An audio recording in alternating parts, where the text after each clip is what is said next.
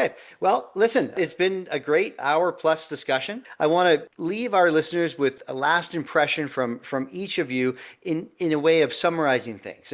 And I think that we heard about a city council and a corporation in the City of London and a mayor's perspective of the state of the city. How did that land for you overall? Carol? Okay, well, I feel like I have to end. It would be completely remiss of me if I did not mention that he did not talk about any environmental or climate issues.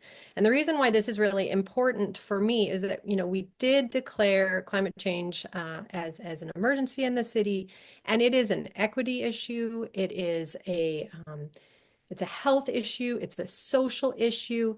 And by not addressing that at all, I think that does a real disservice, because those who suffer the most from the extreme weather events that we're witnessing right now with the extreme cold that's going on, and people can't imagine it right now, but we will get back into the summer when there is going to be extreme heat, and people who are living outside are going to suffer in that. And it's the most vulnerable. It is your seniors, children, those that are unwell, who are going to suffer from that and can suffer with the loss of their lives. And so for me, I feel like he could have at least discussed that. And I think that currently our city council, I mean, probably he didn't address it because our city council hasn't been paying attention to it. It's just not important. It's not top priority. And I understand that whenever there's economic issues, and we've got everything happening south of the border, the environment gets pushed to the side. However, the effects of that are felt by people right here, right now, and especially our most vulnerable. And so we have a council where, there are proposals that are put forward, and some of the councillors vote those things down one after another after another. And I think there's going to be long-term impacts of that. I would like to see more engagement in how are we going to adapt our city to address these issues, because flooding, heat, extreme cold is going to affect the most vulnerable. So for me, I was really disappointed that he did not address those issues so much. And I'm overall relatively disappointed in this council for, pushing those issues to the side all the time, because it will catch up to us. And then the costs of that are going to be exponentially higher. How about you, Paul? Final impressions? I'm always amazed when a council is focused on the bits and pieces and they just lack a cohesive vision for the city. And I think that's true of this council.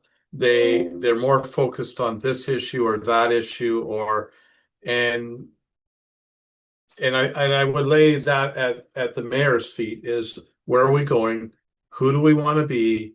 And then what are our priorities? And I'm looking forward to them as they get into election season to say, who are we? What do you want us to be? What are your priorities for the city? So what's the vision? What's our identity? And how are we moving forward on those things? Thanks for that, Paul. And Mojdeh, how about you?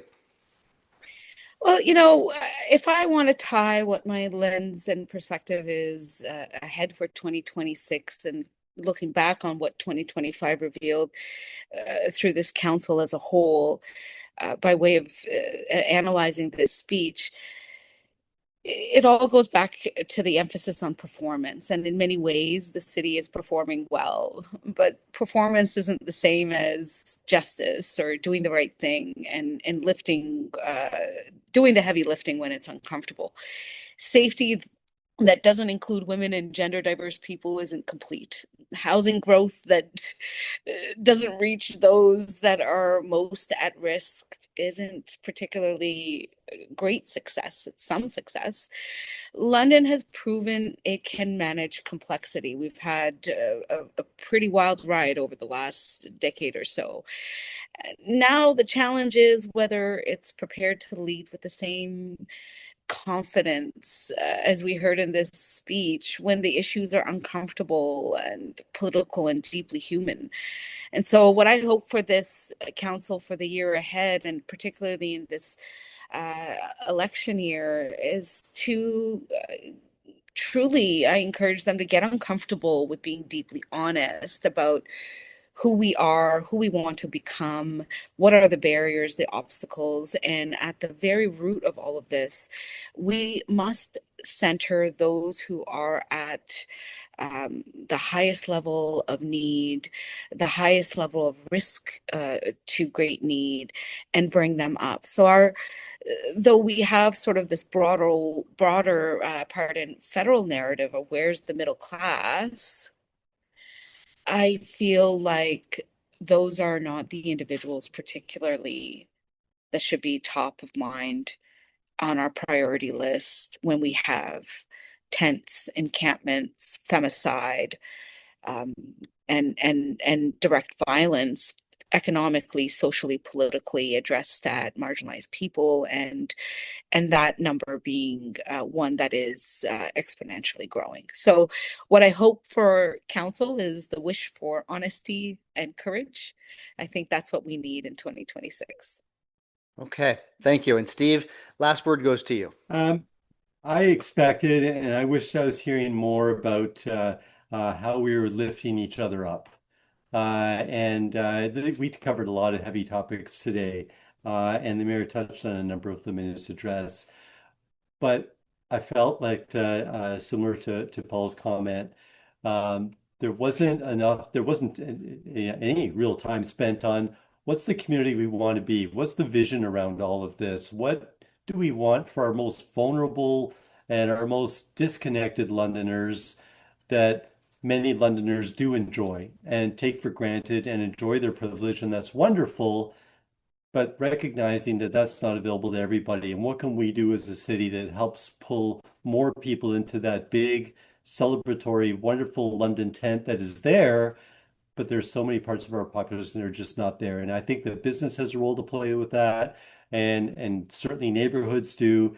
And I think our political leaders, the mayor, of course, being the primary one, has the opportunity and I think the responsibility to pave the platform, to pave the way so that that happens more often. And there wasn't enough of that. If he's listening, he's probably having a hard time getting to the end of this, thinking, "Holy shit, did I do anything right?"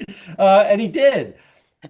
But he didn't create the vision, and he didn't make room for us as a community, whether we're in business, nonprofit, or whatever. He didn't make room for us as a community to figure out how we can help achieve that vision. And I was hoping I would have heard that, and I didn't.